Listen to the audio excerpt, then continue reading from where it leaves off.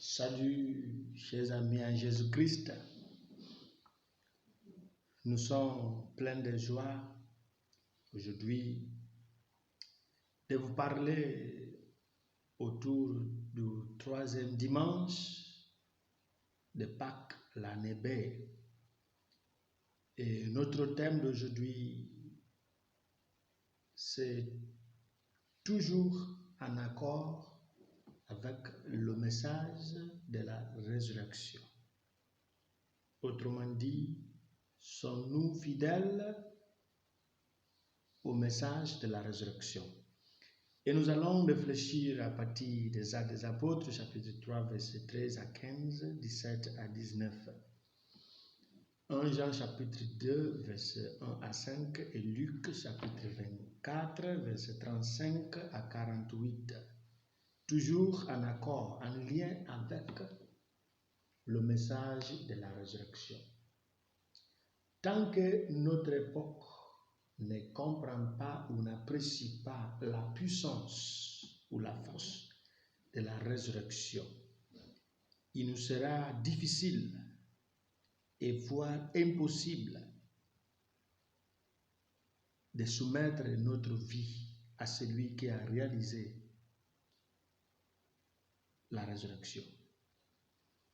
Cela nous aidera à arriver à un moment où nous allons chanter que les choses sont différentes maintenant, quelque chose s'est passé à moi parce que j'ai donné ma vie à Jésus-Christ.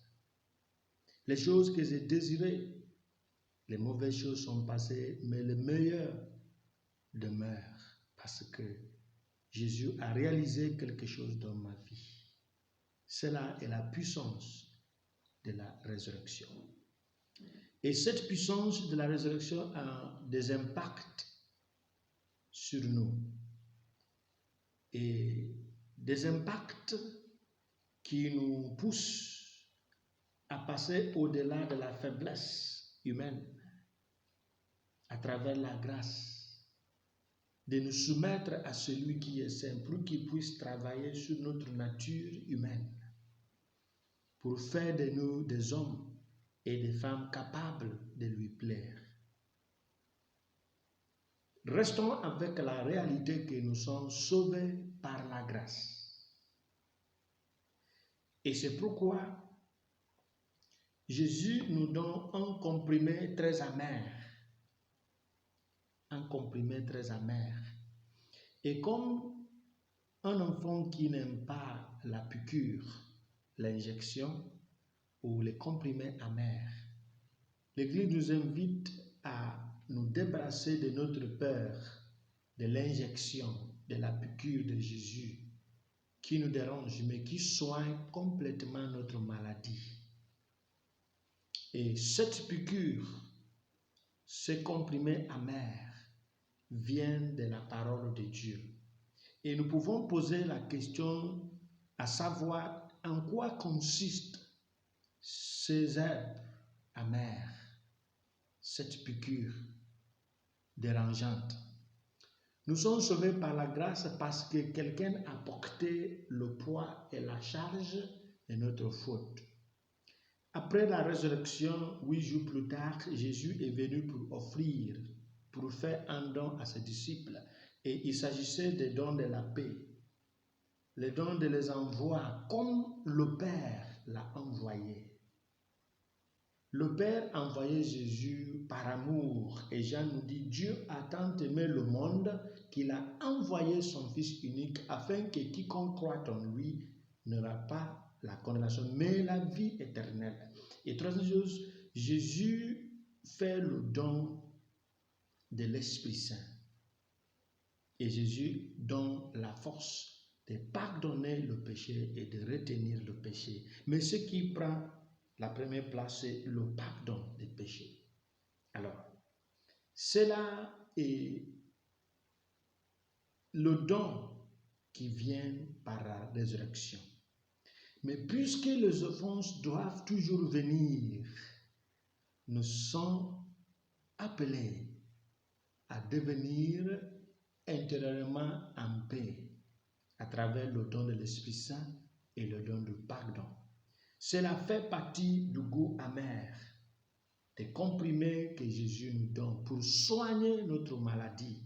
Aujourd'hui, nous voyons clairement Pierre qui auparavant avait voulu recourir à la violence au moment de l'arrestation de Jésus dans le jardin de Gethsemane, où il a coupé l'oreille de Marcus, le serviteur du grand prêtre.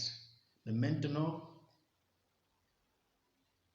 après avoir reçu le don de la paix intérieure que Jésus a donné, après avoir été convaincu que Jésus envoie comme le Père l'a envoyé, et grâce au don de l'Esprit Saint et le don de pardon, Pierre fait une présentation touchante lorsqu'il disait que les Juifs ont agi par l'ignorance comme leurs pères ont fait.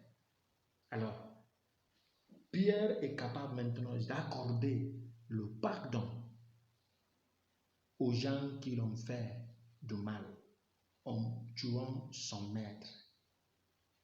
Lorsque nous créons dans notre cœur l'espace vide pour croire au repentir des autres, le pardon devient un chemin nécessaire à emprunter. Mais si nous sommes bloqués en pensant que ce péché, cette femme pécheresse ne peut pas se convertir, ce sera difficile d'accorder le pardon.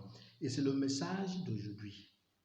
Ça reste toujours le message depuis la fête de la Pâque, la fête de la divine miséricorde. Toujours le pardon, la grâce, la miséricorde. Jusqu'à aujourd'hui, ça continue le message de la résurrection. Mais ce pardon, comme la charité, doit commencer chez soi. Et Saint Jean et Saint Luc nous donnent une présentation très claire par rapport à cette invitation. Luc nous donne ce message lorsqu'il disait « Ainsi, il est écrit que le Christ devait souffrir et le troisième jour ressusciter des morts et que la repentance et le pardon des péchés devaient être prêchés en son nom à toutes les nations, à commencer par Jérusalem. » Ici, notez que ce message de pardon est destiné à toutes les nations, mais qui doit commencer à partir de Jérusalem. Pourquoi? Par les lectures bibliques et les constats, nous voyons que Jérusalem, la ville sainte, est devenue la ville qui tue les prophètes et qui verse le sang des saints. Et Jérusalem devrait recevoir ce pardon, cette réconciliation avec Dieu, pour qu'elle puisse devenir une ville de référence par rapport au message authentique de Jésus-Christ. Et cela deviendra clair dans le premier concile de Jérusalem, chapitre 15 des Actes des Apôtres, où Paul avec Silas sont venus à Jérusalem pour demander, pour se renseigner auprès des ancêtres, des anciens, auprès des apôtres, comment gérer les païens qui ont reçu la foi. Est-ce que c'est obligatoire selon les enseignements des Juifs qui s'infiltrent? Est-ce que c'est obligatoire qu'ils reçoivent la circoncision? Et les apôtres ont donné le vrai message, authentique message qui surgit du pardon. Dieu a pardonné tout le monde.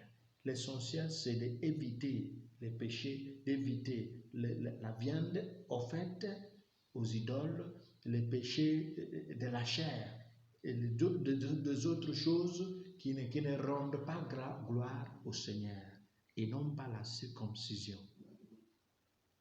Jérusalem devrait recevoir ce pardon afin qu'il puisse les transformer et les transférer aux autres.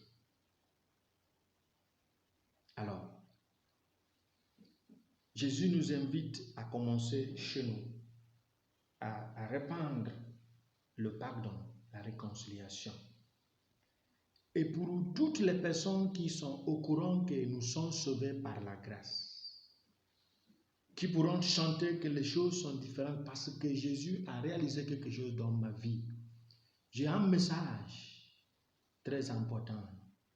Ce message nous invite à ne pas oublier comme un joueur de foot bien formé, qui s'entraîne bien, mais qui devient le point focal de tous les adversaires. S'il peut jouer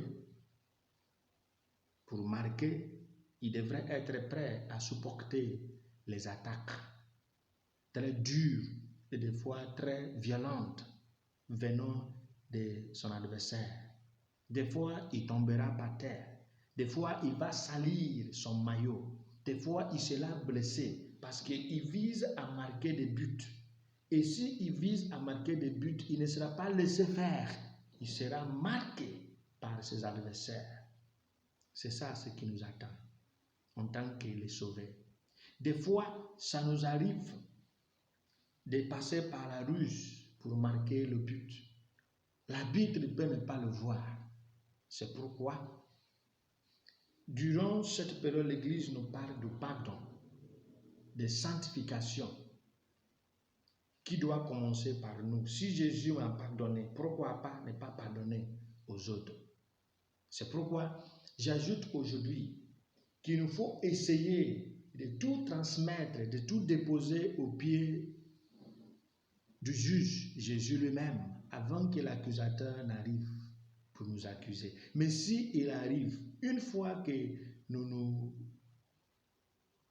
disons la vérité, et nous disons la vérité aussi au Christ qui est le juge, que nous avons péché contre lui, il nous donnera l'absolution et la libération, la liberté qu'il accordait à la femme adultère lorsqu'il disait « va et ne pêche plus ». Et cette phrase « va, ne pêche plus », c'est une force et une grâce divine que nous recevons lorsque nous confessons d'une manière sacramentelle et d'une manière sincère et vraie. Et Dieu nous donnera ce pardon, cette réconciliation. Va et ne pêche plus. Demandons au Seigneur cette grâce de commencer par nous-mêmes à recevoir son pardon pour que nous soyons légers et prêts à le transmettre aux autres. Que Dieu d'amour et Dieu de miséricorde nous accorde sa grâce et qu'il nous sauve toujours. Au nom du Père et du Fils et du Saint-Esprit. Amen. La paix, l'amour et le pardon et la réconciliation de Jésus soient toujours votre vérité.